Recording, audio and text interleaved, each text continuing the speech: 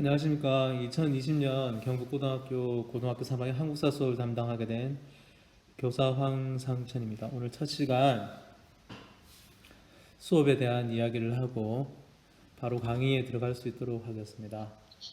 원래 우리 경북고 고3 학생들은 한국사를 주 1회 듣게 되겠습니다.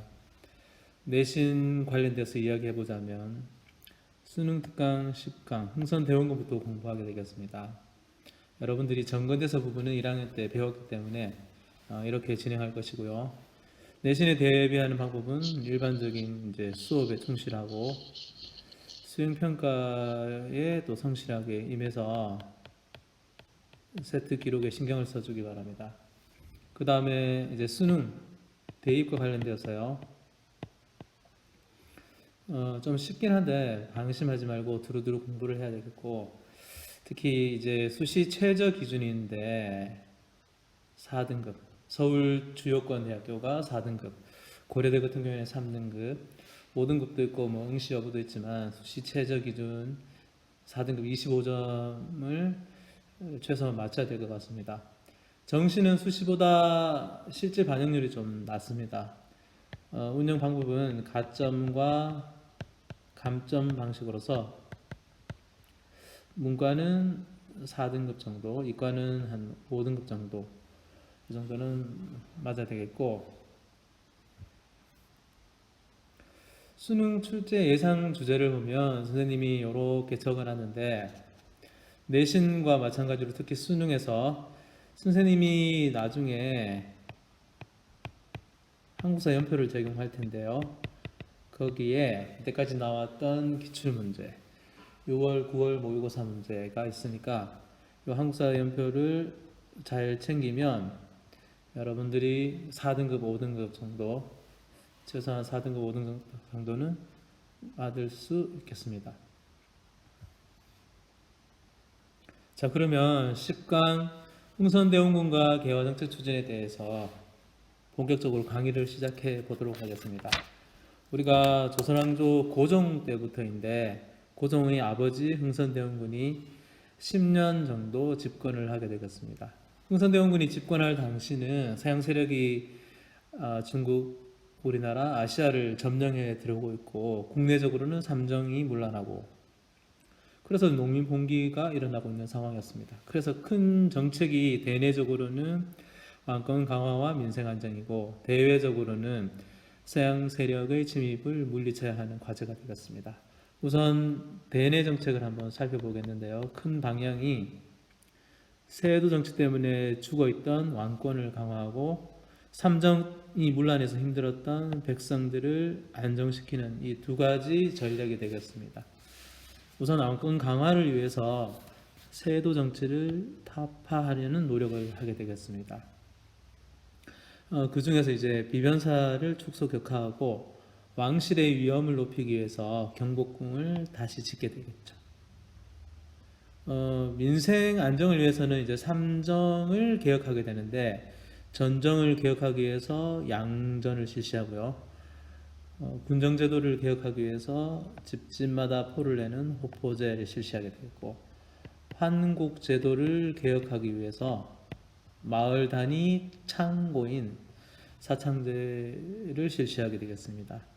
이 대내 개혁 정책 중에서 가장 의의가 큰 것은 서원 철폐가 되겠죠. 국가 재정을 좀 먹고 당장에 소굴이 되고 백성을 괴롭히는 악의 소굴과 같은 곳이었기 때문에 흥선대원의 강력한 의지로 서원을 철폐하게 되겠습니다. 자, 대외 정책으로 가 보도록 하겠습니다. 서양 세력들이 제국주의 국가로서 이제 우리나라를 침범해 들어오고 있는 상황이었습니다. 그래서 서양 세력과 충돌이 일어나는데 그것을 양요라고 하게 되겠고, 프랑스하고 병인년에 싸운 것이 병인양요가 되겠습니다. 그것은 프랑스 신부를 비롯해서 천주교 신자가 대거 학살당하게 되겠죠. 이때 프랑스 신부가 죽은 것을 빌미로 해서 프랑스 군대가 쳐들어와 가지고요. 요 전적지가 보니까 이제 문수산성, 정족산성이 되겠습니다. 결국 프랑스군은 물러나게 되겠고, 우리가 이때 외교장각 도서 등이 많이 약탈하게 되겠죠. 68년에는 또 오페르트가 남영군묘 도굴을 하는 사건도 있었고요. 그 다음에 이제 1871년 신미양요는 5년 전에 있었던 그 미상선 제너럴 셔머노 사건을 계기로 해가지고 미국이 쳐들어오게 되겠죠. 그래서 이제 전적지가 보면 이것도 강화도인데 초지진, 덕진진, 광성보. 이때 우리 조선군들이 끝까지 싸우고 많은 희생을 당했는데요. 그럼에도 불구하고 미국이 원하는 통상수교를 우리가 들어주지 않게 되겠고, 이 두 차례의 양요 이후에 대원군은 통상수교 거부 정책을 더욱 강화하기 위해서 전국 각지에다가 척화비를 건립하게 되겠습니다. 다음으로는 개황과 불평등 조약 체제에 대해서 살펴보도록 하겠습니다. 흥선대원군 10년은 우리가 서양 세력과 충돌하면서 문을 닫아놓는 시기라고 할 수 있는데 이제 상황이 많이 바뀌었습니다. 바로 개항을 하게 되는데요. 시기적으로는 1876년이 되겠습니다. 우리가 개항을 하게 된 것은 그 배경을 한번 살펴볼 필요가 있는데 서양 세력과 통상수교를 거부하던 흥선대원군이 물러나게 되겠고 우리 조선 내부에서 개화론자들이 있었습니다. 그리고 일본이 그 침략적인 접근을 하게 되겠죠. 운요 사건. 그래서 이제 안팎에서의 움직임 때문에 개항을 하게 되는데 그 강화도 조약이 개항의 내용이 되겠습니다. 조일수족이라고 하게 되는데 1, 4, 7, 10관의 내용이 중요하게 되겠습니다. 1관은 일반적인 내용인데 여기 속성을 보니까 청해의 종주권을 부인하고 일본이 영향력을 강화하려는 의도가 보이고 4관에서는 항구를 개항하게 되겠죠. 이것은 바로 이제 침략 거점을 확보하게 되는 것이고 해안을 자유롭게 측량하면서 우리의 주권 침해 의도성이 보이게 되겠습니다. 그리고 가장 문제성이 보이는 것이요. 영사재판권이라고도 하는데요. 치외 법권을 인정하는 부분이 있겠죠. 그리고 이제 강화도 조약은 부록과 장정이 있는데요. 부록 관련해서는 거류지 설정이나 일본 화폐 유통 허용이 있고요. 그 다음에 이제 무역과 관련된 조일수 통상 장정 또는 조일 무역 규칙이라고 하는데 이른바 삼무라고 합니다. 무관세, 무항세, 무제한, 쌀 유출 이렇게 되겠죠. 이제 일본과 개항을 했기 때문에 다른 열강들과도 이제 수호 조약을 체결하게 되는데요. 바로 11년 전 신미양요를 일으켰던 미국과 서양 열강과는 최초로 조약을 체결하게 되겠습니다. 그 배경을 보면 2차 수신사 김홍집이 갖고 온 조선 책략 유포 그리고 이제 청의 알선이 되겠는데 내용을 보면요. 강화도 조약에 있었던 치외 법권에다가 최혜국 대우라는 것이 들어가고요.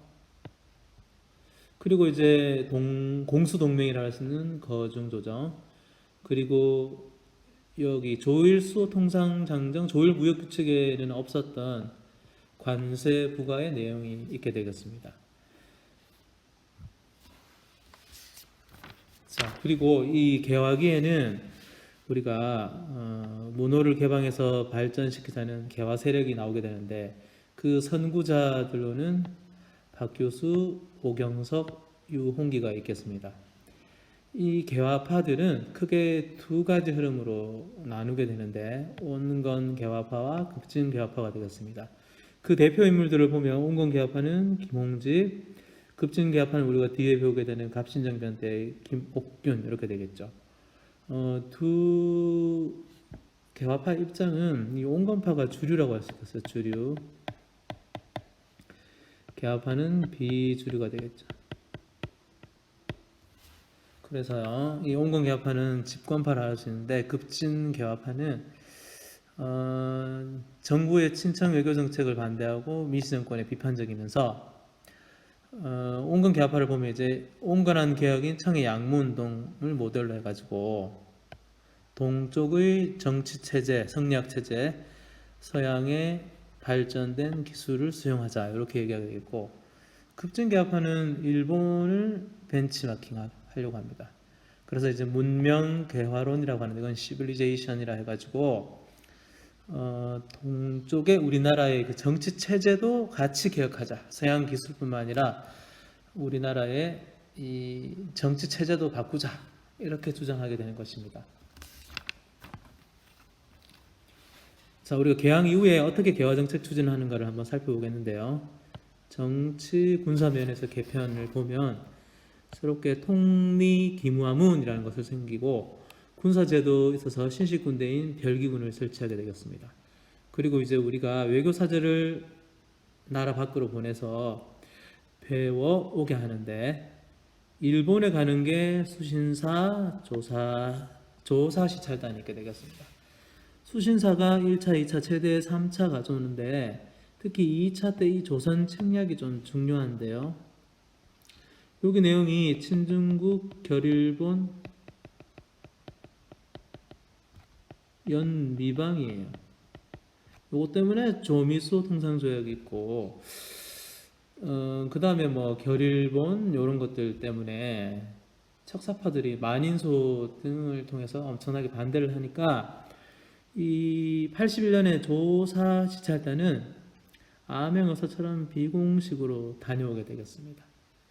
이 외교사절들은 일본의 문물을 배워오는 목표가 있게 되겠죠. 그 다음에 이제 청나라에 가게 되는데, 그것은 영선사라고 하고, 갔다 와서요 무기 공장인 기기청을 설치하게 되겠고, 82년에 조미수 통상조약을 체결했으니까 거기에 감사함에 보답한다 해서 미국을 갔다 오는데, 그것을 보빙사라고 하게 되겠습니다. 자, 다음은 개화파와 다르게 개화정책의 추진에 대한 반발 움직임을 한번 살펴보겠는데, 그것은 바로 위정척사운동이 되겠습니다. 줄여서 척사 이렇게 되겠고요. 시기적으로 한번 살펴보면 60년대는 통상반대, 70년대는 개항반대, 80년대가 가장 활발히 일어나게 되는데 개화정책 반대가 되겠습니다. 영남 지역 유생 만여 명이 연대 서명을 하게 되겠습니다. 대표 인물로는 이만손이 있게 되겠고, 이 위정척사운동, 양반들의 위정척사운동은 1890년대로 가면요 의병으로 계승하게 되겠습니다.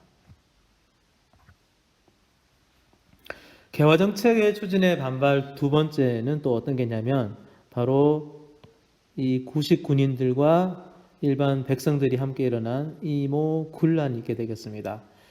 이 군란의 원인은 구식 군인의 차별이 기본이지만, 크게 보면 정부의 개화 정책 추진 때문인데요. 그 경과를 한번 보면 군인들이 봉기하죠. 여기서 좀 특이한 상황은 물러났던 대원군이 일시 집권해서 개화 정책을 모두 중단시켜요. 그런데 결국 나중에 이제 청나라가 와서 군란을 진압하면서 끝나게 되겠습니다. 이모군란은 결과가 좀 중요한데요. 청나라의 간섭이 강화되었다는 것이고, 그리고 이 조청상민 수륙 무역 장정이 체결되었습니다. 이것은요, 우리가 개항하고 나서는 그 개항장 인근에 머물렀던 이 외국 상인들이 이 청나라 상인들이 통상 특혜를 허용한 다음에 최혜국 대우 때문에요, 다른 외국 상인들도 내륙 통상을 허용해 주게 된 조약이 조청상민 수륙 무역 장정이 되겠습니다. 그리고 이제 이모군란 때 일본 교관 등이 죽고 피해를 입으니까 배상금을 지불하고 일본군을 주둔시키게 되는 제물포 조약을 체결하게 되겠습니다. 자, 이번에는 정부의 개화 정책이 온건하게 추진된다 해가지고 급진 개화파가 추진한 갑신정변이 있는데, 좀 중요한 주제가 되겠습니다. 배경을 보면요, 이 이모군란 이후에 청이 내정 간섭 강화되죠. 그래서 정부 주도의 개화 정책이 제대로 안 되는 상황에서 급진 개화파가 탄압을 받게 되겠습니다. 그래서 이러한 정치적 위기를 해결하기 위해서 일본의 지원 약속을 받은 다음에 쿠데타를 일으키게 되겠습니다. 그 경과를 보면 우정 총국 그 축하회원을 계기로 해서 정변을 일으키고 정권을 장악하죠. 그래서 이제 개화당 정부를 수립한 다음에 개혁 정강을 발표하다가 나중에요. 이번에도 청나라 군대가 개입함으로 인해서 실패하게 되겠습니다. 갑신정변은요. 결과적으로는 실패했지만 의미 있는 것이 요 개혁 정강 때문입니다. 왜냐하면 정치적으로요. 전제군주제에서 한 단계 업그레이드된 제한군주제라 할 수 있는 입헌군주제를 지향했고 경제적으로 개혁 그리고 특히 사회적으로 보면 인민평등권 확립이라는 이런 정치 사회면의 중요한 개혁 정강 내용을 담고 있기 때문에 중요한 사건이 되겠습니다. 그 결과를 보면요. 한성조약을 해가지고 이번에도 일본이 사실은 가해자인데 피해 입은 사실 때문에 배상금을 요구하면서 한성조약이 체결되고요. 이 갑신정변이 보면 조선, 청, 일본이 이 서울에서 전투를 벌인 거잖아요. 그래서 이번에는 청하고 일본이 그 갑신정변 전후 처리를 위해서 텐진 조약을 체결하게 되겠습니다. 갑신정변 후의 정세를 한번 살펴보도록 하겠습니다. 갑신정변 때 청나라, 일본 많은 외세들이 들어오게 되니까 자주 외교 정책을 추진하기도 하는데요. 한편으로는 이 영국이요, 러시아 남아 견제를 하기 위해서 거문도를 불법 점령하게 되는 사건이 있었고, 이러한 열강의 침략적 움직임 속에서 우리가 자주국가를 유지하기 위한 방법으로 독일 사람이 내세운 게 부들러가 내세운 중립화론, 그리고 이제 육일준이 주장한 중립화론, 이러한 사건들이 있게 되겠습니다. 이상 10강 흥선대원군과 개화정책 추진에 대해서 강의를 마쳤고요. 여러분들이 두 가지 활동 보고서를 해보면 되겠습니다. 이번 시간에 배운 이러한 내용들 중에 가장 중요한 주제가 무엇인가 세 가지를 한번 뽑아보시고요. 만약 당신이 요 시기 개화기에 살았다면 척사파로 살 것인가 개화파로 살 것인가, 요것을 리로스쿨에 가서 활동 보고서를 작성해 주기 바랍니다. 이상 수고하셨습니다.